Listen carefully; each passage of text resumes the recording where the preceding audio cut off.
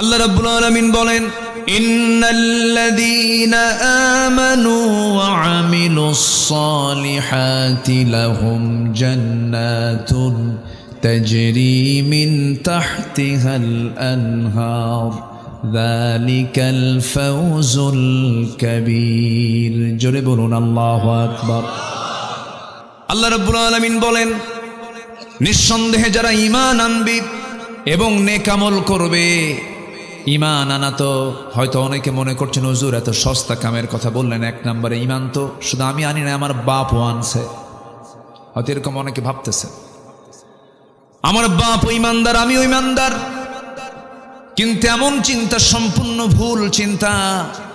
কারণ ব্রাহ্মণের ছেলে ব্রাহ্মণ হতে পারে, ইহুদির ছেলে ইহুদি হতে পারে, বৌদ্ধের ছেলে বৌদ্ধ হতে পারে আমার বন্ধুগণ, কিন্তু ইমামের ছেলে ইমাম হতে পারে না, মুসলমানের সন্তান মুসলমান হতে পারে না যদি তার যোগ্যতা না থাকে, তার মধ্যে যদি ইসলাম না থাকে।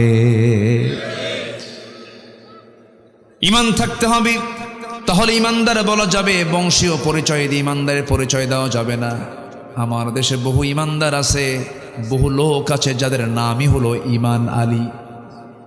আছেন এরকম লোক? আছে না? নাম কি? ঈমান আলী, নামাজ পড়ে না। নাম হলো ফজর আলী, বাপ শখ করে তার নাম ফজর রাখছে, যেন ফজর নামাজ পড়ে, ঘুম থেকে ওঠে সকাল 10টায়। নাম হলো ফজর আলী। নাম হলো রমজান আলী, রমজান মাসে দুপুরবেলা ভাত খায়। এই সমস্ত নাম দিয়ে তো কোনো কাম হবে না।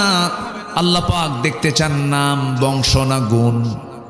আল্লাহ সুন্দর করে সূরা হুজুরাতের শেষ দিকে বলছেন, ইন্না খালাকনাকুম মিন যাকারিন ওয়া উনসা ওয়া জাআলনাকুম শুউবান ওয়া ক্বাবাইলা লিতাআরাফু ইন্না আকরামাকুম ইনদাল্লাহি আতকাকুম।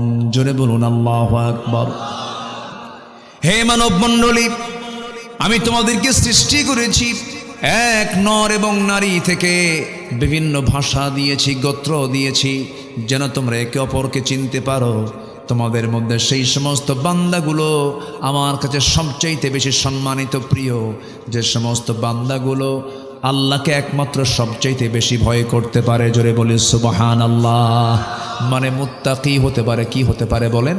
মুত্তাকি হতে পারে। আমার বন্ধুগণ, তাহলে এক নম্বর সফলতার উপায় হলো ঈমান আনতে হবে, নেক আমল করতে হবে। ঈমান আছে, নেক আমল নেই, কোনো মূল্য নেই। আবার নেক আমল আছে কিন্তু ঈমান নেই। পৃথিবীতে মুসলমান ছাড়া অনেক অমুসলিম জাতি আছে যারা অনেক নেক আমল করে।